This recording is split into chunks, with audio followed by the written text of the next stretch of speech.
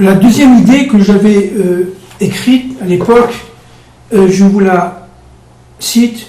Chacun est donc mu par son propre cheminement intérieur, accomplit une œuvre en fait sacrée, complémentaire aux autres. Alors, il faut comprendre une chose, un élément très très important. C'est que la notion de sacré, en français, est très très difficile à expliquer. Je vais tenter d'expliquer en quelques mots. Quelque chose est sacré, c'est parce qu'il est tout simplement enfoui dans une volonté qui est la volonté d'Hachem, qui est la volonté supérieure. Donc, à la limite, vous allez me dire tout est sacré, puisque en fait, tout est volonté de Dieu. Toute l'histoire, on le verra, est volonté de Dieu. Eh bien, oui, tout est sacré, et si vous voulez, notre but, c'est d'essayer de comprendre pourquoi tout est sacré. Maintenant, ce côté sacré ne veut pas dire forcément reconnaissance du sacré. Ne veut pas dire forcément intelligence du sacré. Ce qui est sacré est généralement, depuis toujours, depuis ce qu'on appelle la faute d'Adam Arishon, la faute du premier être, d'Adam, la faute d'Adam et Ève, eh bien, depuis cette faute d'Adam et Ève, le sacré s'est caché.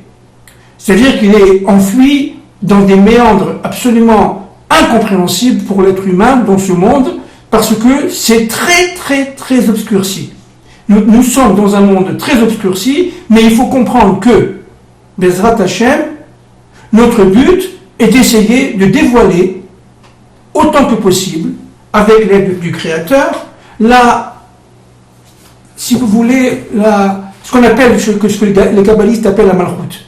Mais ça, on y reviendra.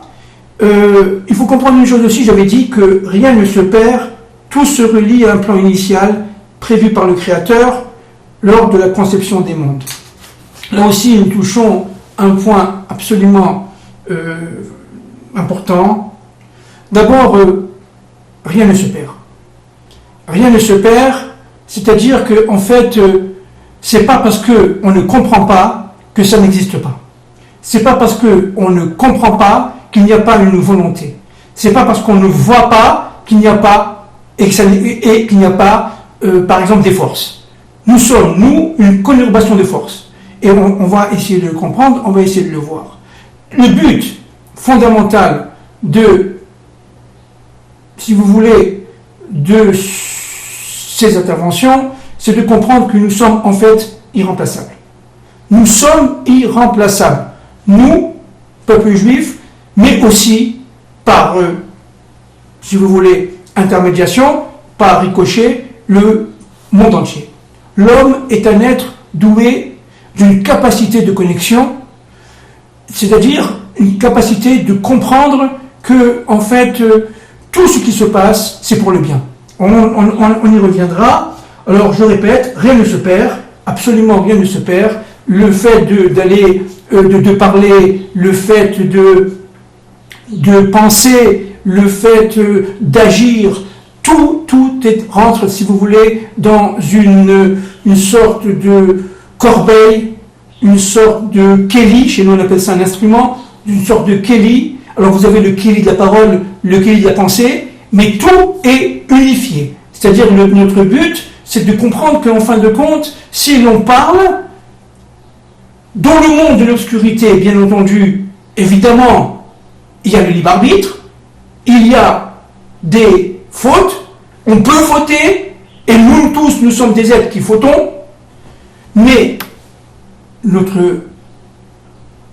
évolution de la pensée, notre évolution vers l'universel, doit nous faire comprendre que, en fin de compte, ces fautes qui sont réelles, véritables, existent, mais qu'elles sont elles aussi intégrées dans un plan d'ensemble. Et ça, c'est très très difficile à comprendre, évidemment, puisque ça n'a jamais été révélé, ça ne sera révélé que par le Mashiach ben David Bezrat Hashem lorsqu'il arrivera, et que notre but est non pas, évidemment, de nous substituer au Mashiach ben David, parce qu'évidemment nous ne sommes pas le Mashiach ben David, mais le but c'est d'essayer de comprendre qu'il y a une dynamique.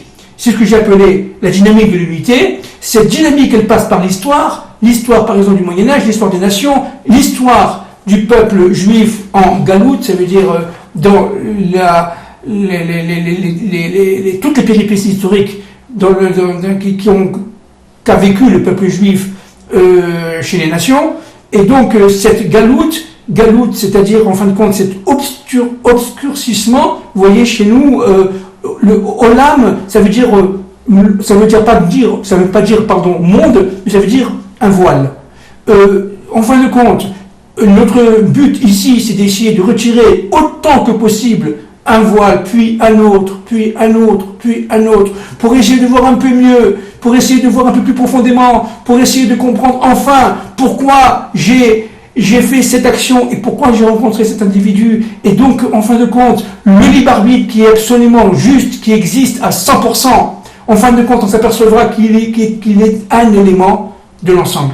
Et que l'ensemble va, là aussi, pénétrer les consciences, pénétrer les cœurs, intégrer le libre arbitre et porter tout ça vers ce plan original qui est le plan de Dieu, qui a été voulu, pensé par évidemment Akadosh Baruch Hu, lors de la création de tous les mondes. Alors je finis cette intervention aujourd'hui en disant que en lisant, notre tâche dans notre espace-temps est de réaliser le plus souvent sans le savoir, en toute obscurité, une volonté créatrice de sens. C'est ce que je viens d'expliquer, c'est-à-dire qu'en fin de compte, nous sommes dans un espace, ça peut être Paris, ça peut être New York, ça peut être Jérusalem, ça peut être Tel Aviv, ça peut être n'importe où dans le monde, mais cet espace est lié à un temps. Nous sommes aujourd'hui en 2016 et nous serons demain, si Dieu veut, en 2017, nous étions hier en 2014. C'est-à-dire qu'en fin de compte, le temps et l'espace sont des éléments fondamentaux, mais qui doivent être, pour nous, juifs, quand Dieu voudra, dépassés, c'est-à-dire intégrés. Nous vivons pleinement dans le temps et dans l'espace. Aujourd'hui, à 8h du matin, j'ai rencontré mon patron. À 8h30, j'ai rencontré un client. À 9h moins quart, j'ai passé un coup de téléphone. Tout ça, c'est évidemment vrai. Et j'ai été là, tout à fait libre de le faire. Je répète, tout à fait libre de le faire. Mais il faut prendre conscience toujours que aujourd'hui, à la fin de la journée, je dois faire ce qu'on appelle mon cheshbon nefesh. C'est-à-dire, je dois faire mon analyse intérieure. Qu'est-ce que j'ai fait? Qu'est-ce qui me manquait? Pourquoi j'ai rencontré cette personne? Qu'a voulu Hachem là-dedans? Est-ce que j'ai fait, comme on dit dans la Torah traditionnelle, des mitzvot? Est-ce que j'ai suffisamment prié Hachem, etc. Et c'est ça qui nous intéresse aujourd'hui. Je vous souhaite un excellent Shabbat et à très bientôt.